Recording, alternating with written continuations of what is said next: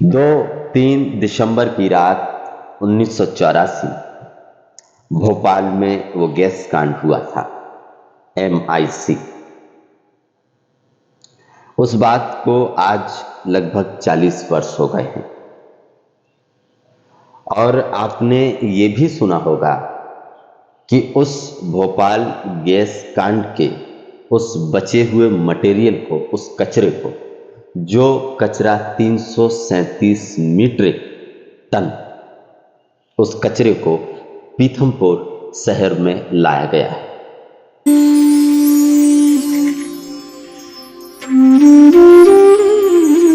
भगवान भैरवधाम सरकार के चरणों में हमारे कोटि कोटि प्रणाम हैं और मैं आप सभी भक्तों को मैं प्रणाम करता हूं, मेरे प्रणाम स्वीकार करें।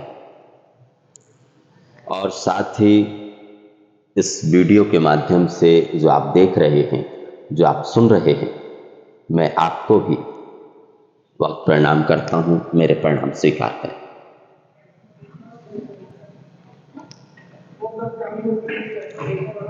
आपने एक विषय के संबंध में अभी बहुत चर्चा सुनी होगी और वो विषय है भोपाल गैस त्रासदी, जो कभी 40 साल पहले हुआ था। भोपाल में उस यूनियन कार्बाइड कंपनी जो वैसेली गैस का निर्माण करती थी, MIC, मिथाइल आइसोसाइनाइड, उस गैस के रिसाव से पूरे भोपाल को जिस तरीके से विनाश की तरफ जाना पड़ा,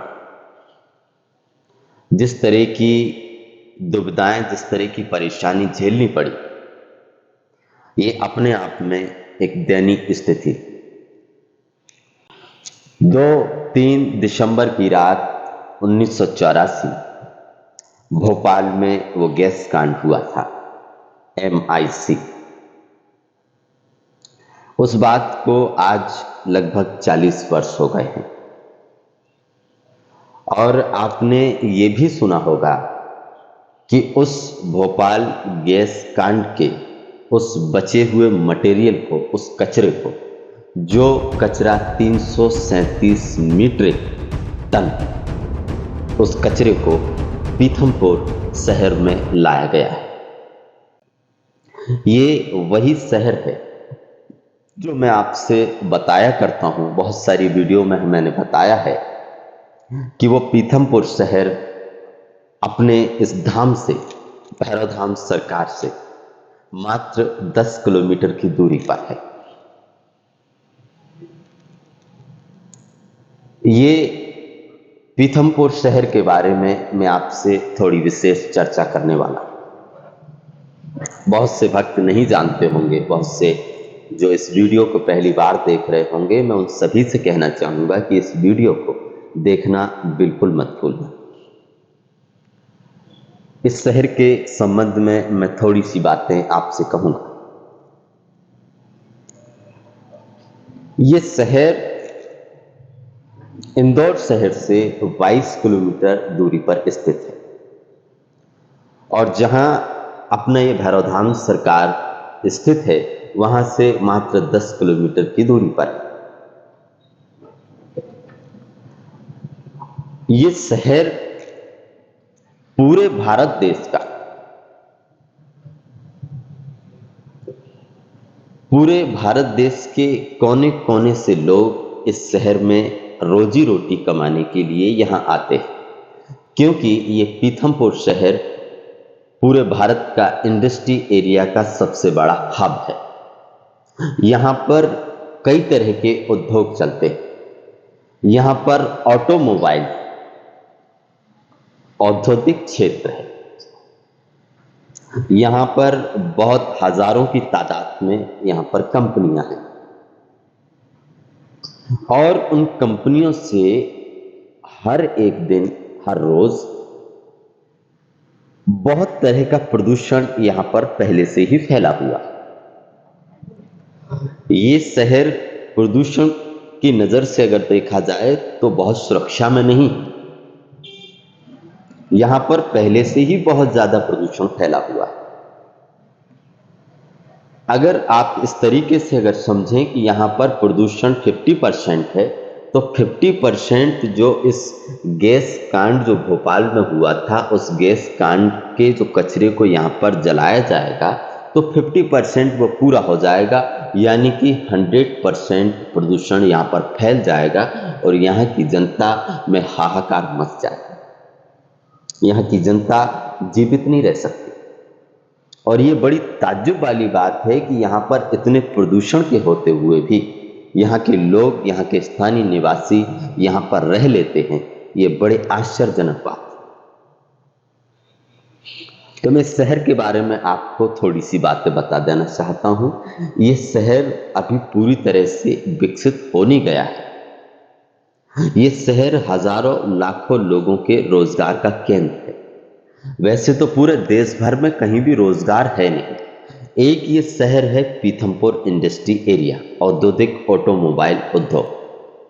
यहाँ पर आए दिन हर रोज हजारों हजारों लोग देश भर से कोने कोने से यहाँ पर रोजगार कमाने के लिए आते हैं। इस शहर को रोजी रोटी का जरिया कह सकते हैं। ये शहर सबसे ये रोजी रोटी देने वाली जो माँ है, इस शहर को माँ कह सकते हैं, क्योंकि ये शहर हजारों लाखों भूखों को रोटी देता है, रोजगार देता है। और यही वो शहर है जहां भोपाल गैस त्रासदी के उस 337 मीट्रिक टन कचरे को इस पीथमपुर शहर में डिस्पोज किया जा रहा है, उसको जलाया जा रहा है। आज 3 जनवरी है।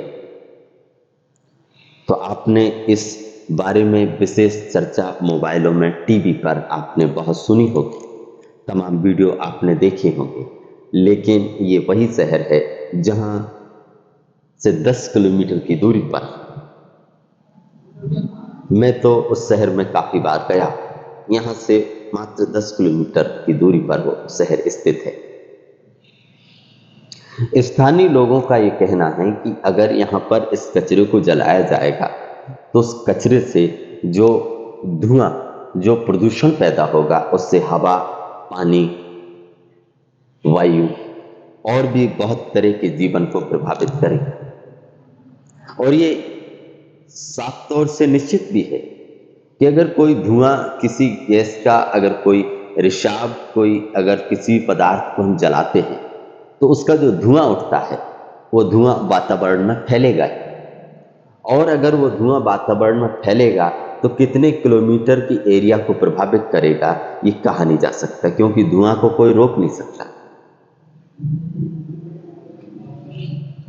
भले ही उस कचरे से किसी भी तरह की कोई हानि ना हो, लेकिन धुएं को अगर कहीं आग लगाई जाएगी तो धुआं तो उठेगा ही, धुएं को नहीं रोका जा सकता। और 337 मीट्रिक टन कचरा ये कह रहे हैं कि जल जाएगा, कोई एक दिन में नहीं जल जाएगा, उसको जलने में महीनों लगेंगे, उसको जलने में महीनों, हफ्तों का समय लगेगा।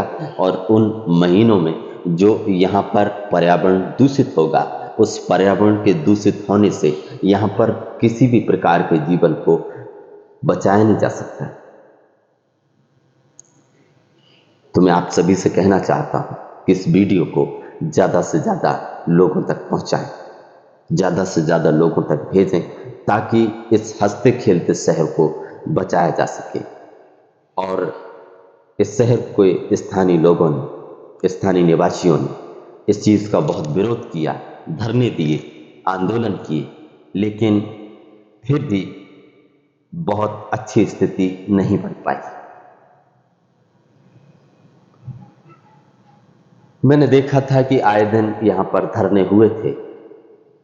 अभी कुछ दिन पहले ही यहाँ पर एक धरना हुआ था जहाँ पर लोगों ने कहा था कि भोपाल से उस गैस कांड के उस कचरे को पीथमपुर में लाया जा रहा है। ये मात्र एक महज अफवाह थी, लेकिन वो सच में ही कई कंटेनर भर के इस शहर में लाए गए हैं। आज 3 जनवरी है, आज के दिन ही उस शहर में कचरे को जलाया जाए। अगर आप एक चीज से परिचित होंगे तो मैं आपको बता देना चाहता हूं कि 8 अगस्त 1945 जापान के एक शहर था हिरोशिमा, अमेरिका की तरफ से उस शहर पर परमाणु बम गिराया गया था जिसका नाम था लिटिल बॉय। उसका वजन था 4400 किलो। यूरेनियम से बना हुआ वो परमाणु बम था। 8:15 पर सुबह ही सुबह जब वो शहर जाग रहा था, हिरोशिमा, लोग अपने अपने काम पर जा रहे थे, बच्चे स्कूल जा रहे थे, स्त्रियां अपना खाना बना रही थीं और भी तरह के जीवन को वहां पर जो अभी जाग रहे थे, और सुबह 8:15 पर उस शहर में, हिरोशिमा में, परमाणु बम गिराया गया। परमाणु बम के गिरते ही इस कदर का, इस भीषण प्रलयकारी वो परमाणु बम सिद्ध हुआ कि वहां के 15 किलोमीटर एरिया में किसी भी जीवन को बचने की कोई संभावना नहीं रही।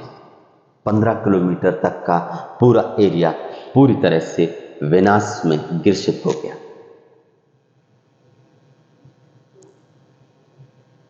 और वो तो 4400 किलोग्राम परमाणु बम था, लेकिन जो पीथमपुर शहर में इस कचरे को, जिसको डिस्पोज किया जा रहा है, जो यूनियन कार्बाइड कंपनी का, जो भोपाल गैस त्रासदी का जो कचरा है, 337 मीट्रिक टन, बहुत मायने रखता है। इतना कचरा कितने हफ्ते, कितने महीने लगेंगे इसको जलने में, कहा नहीं जा सकता। और इस चीज से बहुत तरह के जीवन को प्रभावित होना पड़ेगा, चाहे वो पशु पक्षी हो, चाहे वो इंसान हो, या यहाँ का वातावरण हो, या यहाँ की फसलें हो, हर किसी को प्रभावित होना पड़ेगा। और किस तरह की यहाँ पर हालत पैदा होगी, किस तरह की बीमारियों का यहाँ जमावड़ा होगा, कहा नहीं जा सकता। तो मैं इतना ही कहना चाहूँगा। मैं इस वीडियो के माध्यम से, ज़्यादा बड़ी वीडियो में नहीं करना चाहता, बहुत ज़्यादा समय नहीं लेना चाहता, मैं सिर्फ इतना कहना चाहता हूँ कि परमात्मा करे जिस तरीके से एक साधक जब साधना में बैठता है तो अपने चारों तरफ वो एक सुरक्षा कवच बनाता है।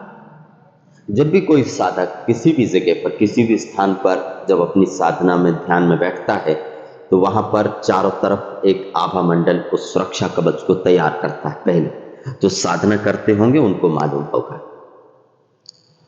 उसी तरह के सुरक्षा कवच को मैं चाहूंगा कि भैरव धाम सरकार के चरणों में मैं प्रार्थना करूंगा कि इस पूरे पीथमपुर शहर को उस सुरक्षा कवच से घेर लिया जाए। मैं भगवान भैरव धाम सरकार के चरणों में मैं जरूर वंदना करूंगा कि इस भीषण प्रलयकारी, इस विनाशकारी, इस प्रदूषण को मैं चाहूंगा कि मैं एक सुरक्षा कवच, इस पीथमपुर पूरे शहर को उस सुरक्षा कवच से घेर लूं। जितनी मुझ में मेरी साधना की जितनी सामर्थ्य होगी, मैं उतना कर सकूंगा। और ये मेरी बड़ी खुशी की बात होगी कि मैं परमात्मा के चरणों में उन लाखों, उन हजारों लोगों के जीवन को प्रभावित होने से मैं भगवान भैरव धाम सरकार के चरणों में मैं विनती करूंगा कि उन लोगों को शक्तियां दें, उन लोगों को सामर्थ्य दें, उनके जीवन को एक विशेष आभा मंडल से घेर।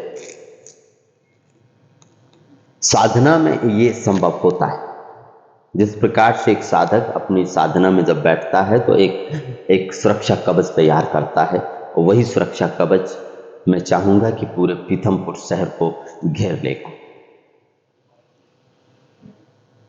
और मैं ज़्यादा वीडियो बड़ी नहीं करना चाहता हूँ, इसलिए बहुत कम कहा है, ज़्यादा समझना, इस तरह की मैं बात करना चाहूँगा। और आज का ही दिन है, 3 जनवरी, जब पीथमपुर शहर में उस कचरे को जलाया जा रहा है। तो मैं चाहता हूं कि इस वीडियो को ज़्यादा से ज़्यादा शेयर करें, ज़्यादा से ज़्यादा लोगों तक पहुंचाना, ताकि उन माननीय गणमान्य लोगों को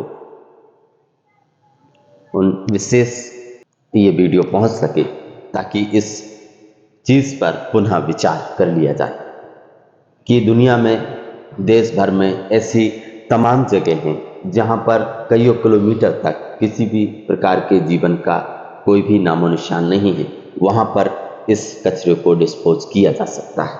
एक बार फिर से विचार कर लेना चाहिए। मैं माननीय मुख्यमंत्री जी को मैं विशेष आग्रह करना चाहूँगा कि इस विषय पर पुनः सोच लेना चाहिए। ये हंसता खेलता शहर है, ये भी विकसित हो रहा है। यहाँ पर हजारों लाखों लोग अपनी रोजी रोटी कमाने के लिए आते हैं। इस शहर को अभी विकसित होना है। किसी भी शहर को विकसित होने में बहुत समय लगता है, लेकिन विनाश की तरफ जाने में कुछ पल भर का वक्त भी नहीं लगता है। तो इस हंसते खेलते शहर की तरफ एक बार जरूर ध्यान दें। आपके साथ स्थानीय निवासी पूरी तरह से आपके समर्थन में, आपकी हर एक बात को आप भी मानते हैं। यहाँ के स्थानीय निवासियों ने आपको विशेष प्रेम दिया है। मैं माननीय मुख्यमंत्री साहब को कहना चाहूँगा कि इस विषय पर पुनः विचार कर लेना चाहिए। भैरवधाम सरकार की तरफ से आप सभी भक्तों को बहुत बहुत आशीर्वाद है। मेरी बातों को इतने प्रेम से आप सभी ने सुना है, उससे मैं बहुत खुश हूँ। इस वीडियो को ज़्यादा से ज़्यादा लोगों में शेयर करें, और आप सभी का, जो इस वीडियो को आप सभी ने देखा है शुरू से अंत तक, मैं आप सभी का धन्यवाद करना चाहता हूँ।